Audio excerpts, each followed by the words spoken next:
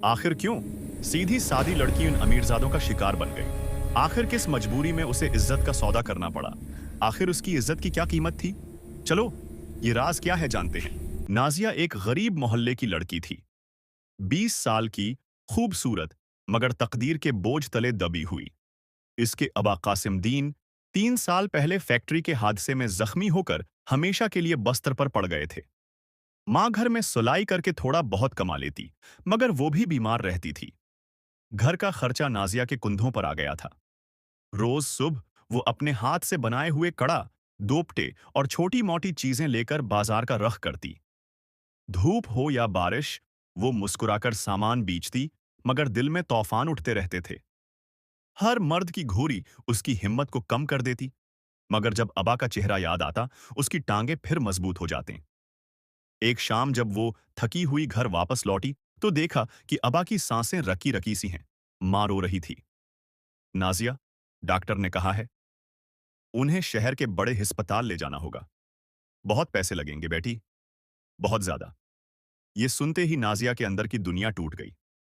इस रात वो पूरी रात जागती रही। कभी अबा का हाथ पकड़ती, कभी छत को देखकर दुआ करती।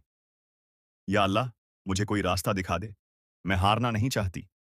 अगली सुबह वो बाजार गई तो अजीब सा सुनाटा था। लोग कम थे।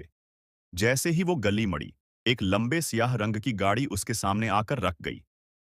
गाड़ी का दरवाजा आहिस्ता खुला और उसमें से एक खूबसूरत मगर रोबदार शख्स उतरा।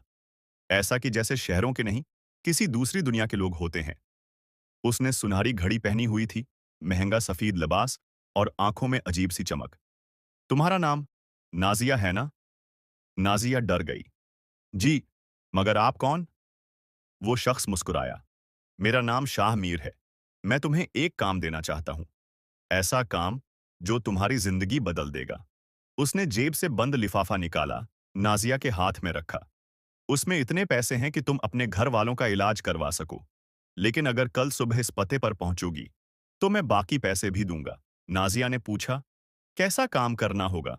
शाहमीर ने सिर्फ एक बात कही, ये काम तुम्हें अभी नहीं समझ आएगा, मगर तुम्हारी शक्ल हमें बहुत जरूरी है। तुम किसी की तस्वीर जैसी लगती हो। और वो गाड़ी में बैठकर चला गया। नाजिया सड़क पर खड़ी रह गई, हाथ में पैसे, दिल में तूफान। घर जाकर मां को पैसे दिखाए। मां हैरान रह गई। नाजिया कहीं गलत रास्ता तो नहीं पकड़ रही? नाजिया ने निस्फ सच और निस्फ झूठ कहा।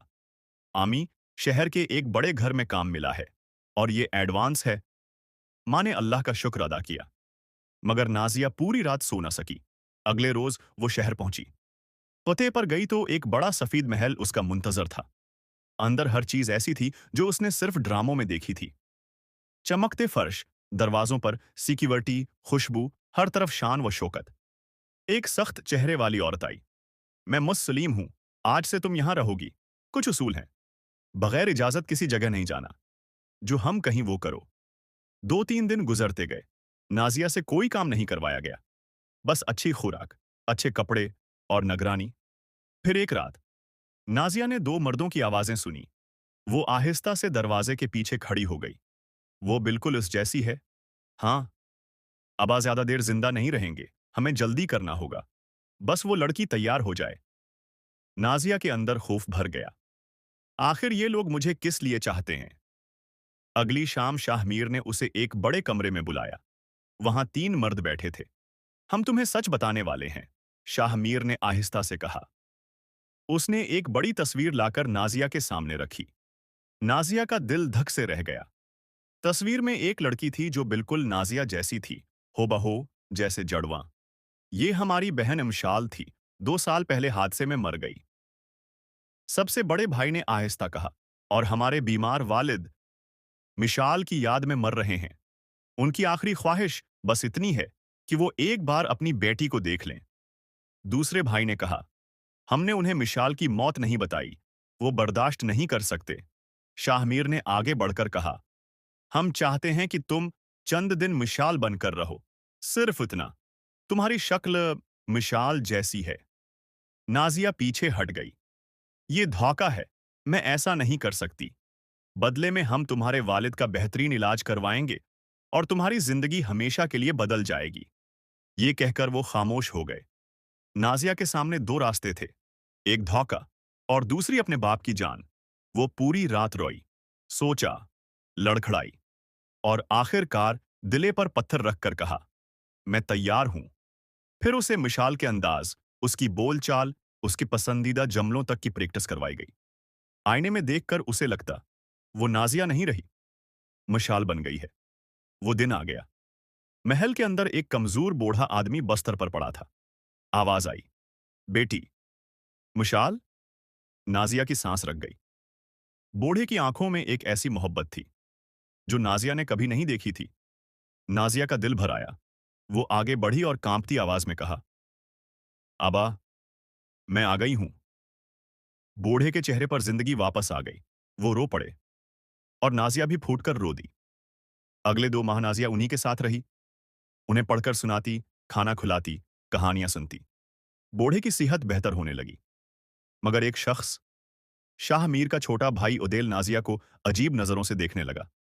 वो कहता, तुम मिशाल नहीं, तुम नाजिया हो, लेकिन तुम मुझे पसंद हो। नाजिया ने साफ इनकार कर दिया। आपके महल, आपकी दौलत मेरी मंजिल नहीं। मैं अपनी शनाख्त के साथ जीना चाहती हूं। इदिल उसे हासिल करने के लिए बेचैन था, मगर नाजिया मजबूत रही। फिर एक सुबह शुबा हुआ।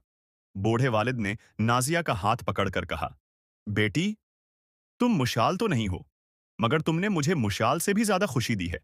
और वो मुस्कुराकर इस दुनिया से रुखसत हो गए, बिल्कुल सुकून से। उसके बाद भाइयों ने नाजिया को पैसे देने चाहे। वो अनकार कर गई। मुझे बस वही चाहिए जोते था। मैंने ये सब पैसों के लिए नहीं, एक बाप की आखिरी ख्वाहिश पूरी करने के लिए क्या था। अदील ने अली हदगी में कहा, मैं तुमसे शादी करना चाहता हूं। तुम यहां की मुल्का बन सकती हो। नाजिया ने मजबूती से जवाब दिया, मेरी दुनिया मेरे वालिदीन हैं। मैं अपने नाम से जीना चाहती हूं, किसी की जगह बनकर नहीं। वो महल छोड़कर चली गई।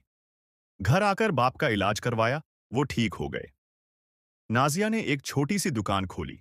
कुछ औरतों को काम पर रखा। लोग उसकी इज्जत करने लगे। वो जान गई, असल दौलत महल में नहीं, खुददारी में होती है। रात को तारा देखकर वो मुस्कुरा देती, मैं बकी नहीं, मैं जीती हूं।